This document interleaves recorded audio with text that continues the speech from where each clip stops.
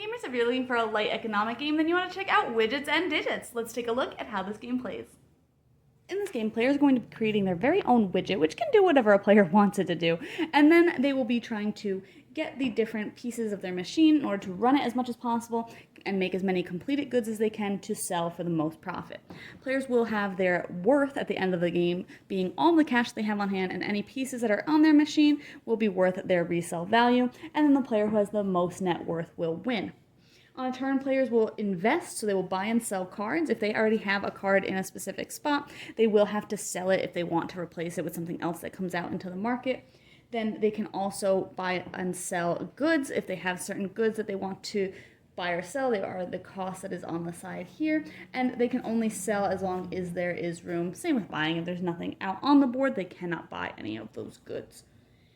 And then once they do that, they will actually operate their machine, so they will get the raw materials for free, depending on how many are on a card. So if I had this one, I would get 2. And then they can only run their machine however much their input value is. So I can only put 1 raw material in here to get 1 part into 1 completed good. And then I can sell only 1 good into $20. If I had more goods, if I had bought them, or if I had other cards that generated more, I would be able to sell up to 3 in a single turn.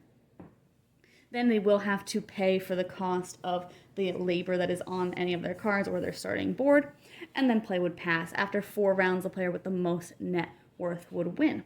Players can also add in 2 of the included expansions. The Worker Wars expansion lets them bid for workers at the beginning of each round, and then they will, of course, collect those, and those will be required to run the different parts of their machine. So if they don't have enough workers, if I had only 2 here, I wouldn't be able to even get the beginning of the machine here, so I'd have to make sure I have 3 so I can get those materials and then put workers on all the other pieces as well in order to run those as well.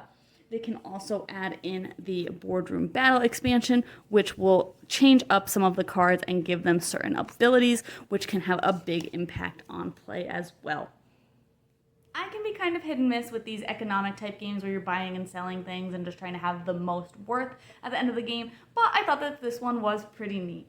I thought that the basic game without the expansions was a little bit too light for me. I thought it left a little bit to be desired, so for me, I definitely recommend adding in at least 1, if not both, of the expansions right away, especially if you're somebody who does play a lot of board games. I definitely opt for the executive experience, as it's called in the rulebook, where you add in both of the expansions together. I thought that, again, the basic game was fine. You're just buying the cards to try and run your machine, but I thought that it came down to a lot of luck of who got better cards on their turn, especially as the refresh cost gets more expensive with each round. You're not going to be doing it as much because you're just trying to hold on to your money.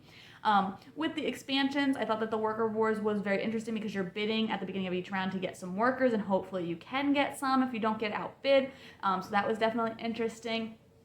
And it went really quickly, so I definitely liked that because I'm not big on bidding things in general, but that worked really well, and it definitely had you kind of paying more attention to what cards you could feasibly run with however many workers that you had, so that you weren't kind of wasting money storing things, hopefully, and you could just get as much bang for your buck, basically. And then the Boardroom Battle expansion as well. I thought that those abilities on the cards were very good and definitely added a lot to the game because it made a lot of cards that maybe wouldn't have seemed as good a lot more valuable because they had those little abilities on them. So those were definitely cool. So I would always add them in personally. But overall, I thought the game played really smoothly and pretty quickly as well. So if you're somebody who is more hesitant on economic type games, I think that this is a really good way to kind of get yourself into the genre a little bit more.